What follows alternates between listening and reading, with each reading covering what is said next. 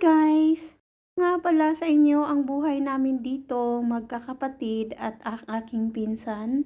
Lumabas nga kami na pagkasunduan namin na kumain kami sa labas gawa ng nung Pasko.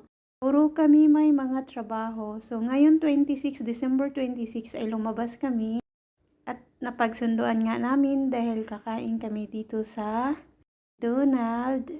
Ito yung dinaanan namin, mga palaruan ng mga bata. Pwede kang sumakay dyan, pero hindi kami sasakay gawa ng iluhin kami, baka dyan na kami magbabay sa mundo.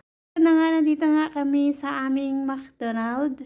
Naglakad na kami dyan na medyo malayo, kaya ayan, panay kwentuhan.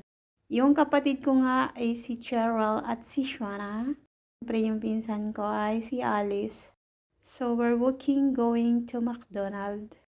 Ay, pauwi na pala kami niyan, guys. Namali yung video ko. Alam ko, kumain kami dyan, tapos pupunta na kami ng ukay-ukay. Ang gulo, no? Sana kayo mag-adjust. Ngayon lang ako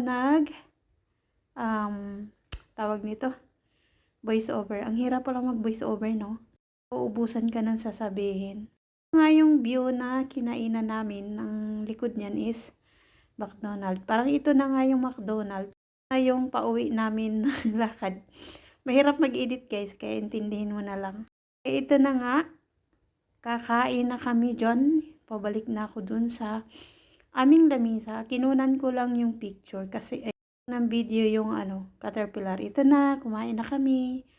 Ayan, so thank you for watching, guys. God bless us all and Merry Christmas and Happy New Year. Bye!